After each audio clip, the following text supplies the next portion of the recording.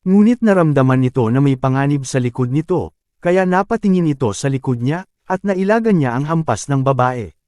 Buti at nakailag siya rito, kaya wala siyang natamong pinsala. At nagtataka itong napatanong, Tita Lee, ano ang ginagawa mo? At sabay papasugod na din ang zombie sa ating bida at nagsasalita ito, maglaro tayo. At biglang talon nito sa harap ng ating bida, ngunit nasalag pa rin ito ng ating bida, gamit ang hawak nitong kutsilyo. Sa isip ng ating bida, itong batang zombie na ito ay di gaanong malakas ngunit at bilis nito ay nakakagulat. Napaupo ang ating bida sa sahig dahil nawala ito sa balanse, dahil sa ginawa nitong pag-ilag sa hampas mula sa kanyang likuran. Pagkaupo ng ating bida sa sahig, sabay tadyak naman ito sa zombie papaitaas, kaya tumilapon ang zombie paitaas, at bumagsak ito papalayo. At biglang hamarang sa harap ng ating bida ang babae, at wika nito, tama na. Hindi ko hahayaang saktan mo ang anak ko. Galit na tugon naman ng ating bida, gumising ka. Hindi mo na anak iyan, sa ngayon isa lang ang nasa isip niyan, ang pumatay para makakain. Kung ipagpapatuloy mo pa ang pagharang, parehas tayong dalawa na manganganib. At umiiyak na tugon ang babae, wika nito, hindi. Hindi zombie si Little Yi, hindi zombie ang anak ko, may sakit lang ito. Kailangan ko lang maghintay ng gamot, dahil hindi pa ito nadidiscover. Gagaling ang anak ko, kaya pipigilan kita, hindi mo maaring saktan ang anak ko. At akmang papalapit na nga ang zombie sa likod ni Tita Lee. At sumigaw na binabalaan ng ating bida si Tita Lee, sa likod mo. At tumagos na nga ang kamay ng zombie sa dibdib ni Tita Lee. At galit na nagsasalita ang zombie na wala ito sa tamang pag-iisip, sambit nito, hate from school. At gulat na bumagsak sa sahig si Tita Lee. Napasigaw na lang ang ating bida sa nakita nito, at ikang sigaw nito, sumpain ka, tumigil ka. At kinakain na nito si Tita Lee. Dali-dali itong lumapit kay Tita Lee, hirit na sigaw nito, ikaw.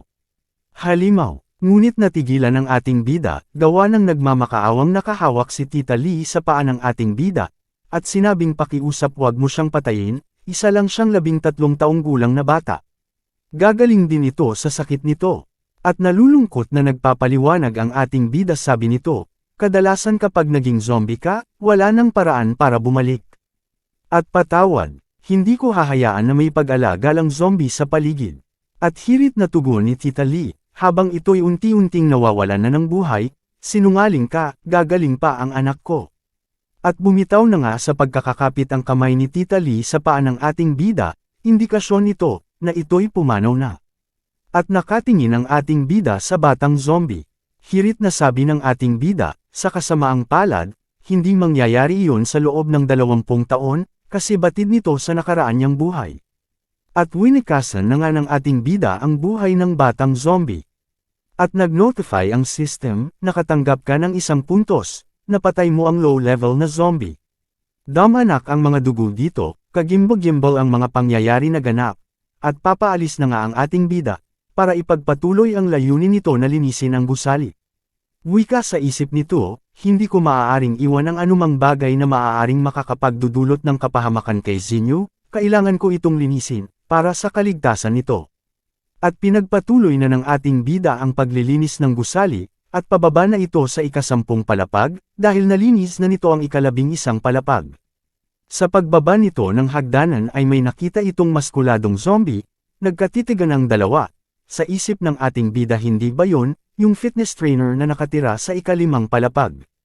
Anong ginagawa niya dito? Naaakit ba siya sa amoy ng dugo kaya siya napunta dito? Nakatingin lang ang maskuladong zombie sa ating bida na may daladala itong dumbbell. At sigaw na sabi ng maskuladong zombie, hoy, kunin mo ang iyong card. At biglang tumalon ang zombie papasugod sa ating bida gamit ang dumbbell, hinampas niya ito. Random ng ating bida na malakas ang pinakawalang hampas nito. Gawa ng nataipak yung sementong pader sa pagkakahampas nito. At naiwasan naman ito ng ating bida. Sa isip ng ating bida, ang pagiging isang zombie ay lubhang nagpapataas ng pisikal na lakas, at dahil ito ay napakalakas bago mamatay, siya ay naging nakakatakot pagkatapos ng zombification. At kahit nasa 2 antas na ang aking strength, batid ko na hindi ko ito kayang talunin. Napalingon ulit ito sa maskuladong zombie dahil akmang binato nito ang dumbbell na hawak ng zombie. At tumalon pataas ang ating bida para maiwasan nito ang binatong dumbbell ng maskuladong zombie. Pagkaapak ng ating bida sa sahig, ay nagulat ito sa kadahilanang may sumulpot na kamay ng isang halimaw mula sa likuran nito, at sa bilis ng pangyayari hindi niya ito nagawang iwasan, natamaan ang ating bida, at damyugo ang kamay nito, at nakatayong nakangiti peren ang ating bida kahit may natamo itong pinsala. Batid nito kung gaano kahirap ang kanyang sitwasyon, dahil may dumagdag na naman ng isang disturbo, at dalawa na nga ang kakalabanin ng ating bida. Lumabas na nga ang halimaw mula sa pader na winasak nito, at dinampot na din ng maskuladong zombie ang kanyang dumbbell. Sa isip ng ating bida, bago na-awaken ng mga tao ang kanilang mga kapangyarihan, ang nakakakatakot na halimaw ay ang mga zombified na nilalang, ang bilis, pang-amoy at pandinig ng isang hayop ay higit na nakahihigit kaysa sa tao. At ito yung kinakaharap ng ating bida. Nakahanda ng umatake ang dalawang malalakas na zombie, ngunit hindi peren nawawala ng determinasyon ng ating bida, kahit batid nito na hindi niya ito kaya. Papalusob na nga ang dalawang zombie, sabay itong umatake sa ating bida, at nagawang hiwain ng ating bida ang mga kuko ng asong halimaw, at nagbabadya naman na tatama ang suntok ng maskuladong zombie, pero nagawa peren niya itong maiwasan, at nadurog ang tipak ng mga semento pababa sa gusali, sabay pagpatak naman ng dugo ng ating bida pababa hanggang sa pinakaunang palapag, at naakit ang atensyon ng buong zombie dahil sa amoy nitong dugo. At batid ng ating bida na pahirap ng pahirap ang kanyang kalagayan dahil alam nito na papaakyat na rin ang ibang zombie papunta sa pinangyayarihan, ngunit sa ngayon ang pinakamalaking problema nito ay ang pagharap sa dalawang ito. Sumugod na nga ang maskuladong zombie at winisiwas nito ang kanyang kamay na may dalang dumbbell, at madaling nakaiwas ang ating bida. Yumuko ang ating bida, at naghanda na para magpakawala ng isang atake. Tumama ang kutsilyo ng ating bida at nahiwa ang dibdib ng zombie.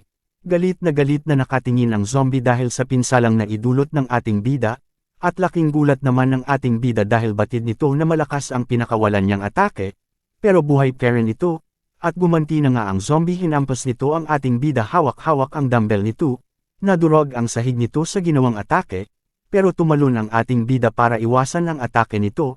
Sa pagkakatalon ng ating bida ay sumunod din sa pagtalon ng zombing aso at balak itong sakmalin, muntik na nga nitong maabot ang paa ng ating bida, ngunit nakaiwas peren ito sa pagkakakagat, at inapakan nito ang nguso ng asong zombie para tumambling papalayo, at tumakbo pababa ng hagdanan ang ating bida para iwasan ang dalawang zombie, dahil alam nito na mahirap kalaban ang dalawang ito, at hindi pa sapat ang lakas nito para harapin ang dalawang zombie, kaya naisipan nito na pasundin niya ito sa baba ng palapag para maipalayo niya mula sa kanilang kwarto, at baka maging delikado ang sitwasyon ni Zinyu kung magpunta ito sa kwarto nila, kaya bumaba pa ng palapag ang ating bida. Ngunit di batid ng ating bida na nakaakyat na din pala ang mga zombie mula sa baba, at na-corner na nga siya dito. Nakatingin ang ating bida sa isang maskuladong zombie dahil may binabalak na naman itong isang atake. At ayun nga tumalon nga ito papalapit sa kanya, ngunit madaling nakapag-isip ang ating bida na kailangan niyang tumuloy pababa dahil alam nito na hindi naman ganun kalakas ang mga zombie na galing sa babang palapag, at kailangan lang nitong iwasan ang dalawang malakas na zombie, at gumawa na nga ang ating bida ng mabilis na atake. Itinusok nito ang kutsilyo sa dibdib ng isang zombie, at pagkatingin nito sa likod nakita nito na papalapit na ang maskuladong zombie at akmang gagawa na naman ng isang atake. Sa pagkakahagis ng maskuladong zombie sa dumbbell nito ay namatay ang tatlong mahihinang zombie sa atakeng ginawa nito at naputol ang mga ulo nito, ngunit napaghandaan na ito ng ating bida dahil alam nito na paulit-ulit lang ang ginagawa nitong atake, at bigla itong nawala. Nagtaka ang maskuladong zombie dahil nawala na lang ito bigla sa paningin niya. At ang ating bida ay nakapagtago ito sa malapit na kwarto. Nagtataka itong nag-iisip dahil hindi ito nabigyan ng isang puntos sa ginawa nitong pagpatay sa isang zombie, at dagdag pa nito kailangan ba niya gumawa ng pamatay na atake. Tsaka napansin din nito na parang nadagdagan din ang mga lakas nito, dahil batid nito na sobrang lakas ng dalawang zombie at hindi naman ganito kalakas yung mga zombie na nakalaban nito sa nakaraan niyang buhay. Dagdag pa nito baka nabago din ang rate ng ebolusyon ng mga zombie sa kasalukuyan. Naramdaman ng ating bida na may pumasok na sa pinto, nakalimutan nito na may asong zombies pala, dahil ang asong zombie ay malakas ang pang-amoy nito, at naamoy nito kung saan nagtatago ang ating bida. Nasa loob na nga ang dalawa at hinahanap nila ang ating bida kung saan ito nagtatago, hinanap nito bawat sulok ng kwarto, at tahimik lang na nagtatago ang ating bida, at papalapit na nga ang maskuladong zombie, nakikiramdam ang ating bida sa mga yabag ng pagkakaapak nito, at papalapit na nga ito sa kanya, di agad ito napansin ng ating bida na nasa gilid niya na pala ito, at nakita na pala siya nito, biglang napatingin ang ating bida dahil pumapakawala na pala ng isang malakas na suntok ang zombie, mas alag ito ng ating bida pero batid nito ang lakas ng pinakawalang suntok, kaya lumusot ito sa ibabang palapag ng gusali, at nagulat ang dalawang zombie dahil bumagsak ito sa harapan nila. Nakahiga pero na di gumagalaw ang ating bida, random nito ang pinsala na natamo niya. Habang papalapit na ang dalawang zombie sa kanya, at sa isip ng ating bida, hanggang dito na lang ba ako? Isa pa rin ba akong basura kahit binuhay na ako? Akala ko mababago ko na ang mga pagkakamali ko sa nakaraang buhay. Dagdag pa nito ang basura ay basura, kahit saan man ito mapunta. Pero biglang naisip nito si Zinyo at nabuhayan ito, at lumabas ang determinasyon nitong mabuhay para sa kanyang kapatid, dagdag pa nito hindi pa huli ang lahat. Hanggat buhay pa si Zinyo, hindi ako susuko. Nagising na nga ang diwa ng ating bida at pinugutan niya kaagad ng ulo ang dalawang mahihinang zombie, dagdag pa nito, tama. At may evolution 3 ako ngayon, hindi ako dapat sumuko. At nag-notify ang system, nakapatay ka ng dalawang first stage zombie, nakatanggap ka ng 2 puntos. At meron na itong 5 puntos, ginamit nito ang 3 puntos para e-upgrade ang agility nito nang bumilis ang galaw niya. May natira pa itong 2 puntos, lumabas na nga ito ng kwarto pagkalabas nito ng pintuan ay may nakita itong zombies. Nagtakang napatingin ang mga zombie sa likuran nito dahil nasa likod na pala nila ang ating bida. At nagbilang ang ating bida 1, 2, 3, 4, binilang nito ang mga zombies na nasa harap. At pumikawala na nga ito ng mabilis at nakamamatay na atake. Madali nitong napatay ang 4 na zombies, at nag-notify ang system, nakapatay ka ng 4 na first stage zombies, nakatanggap ka ng 4 na puntos, may 6 na puntos ka na, at ginamit na niya ang 6 na puntos para e-upgrade ang kanyang strength, at nag-upgrade na ang strength nito sa 3 antas. At nagmamadali na nga ang ating bida na umakyat sa taas para puntahan si Zinyo, dahil batid nito na baka may mga zombies na nakaakyat at anden na sa kanilang kwarto, dagdag pa nito, antayin mo ako Zinyo, sana okay ka lang. Sa kabilang banda, may kumakatok na nga mula sa pinto nila, sabay tanong naman ni Zinyo na kuya, ikaw ba yan?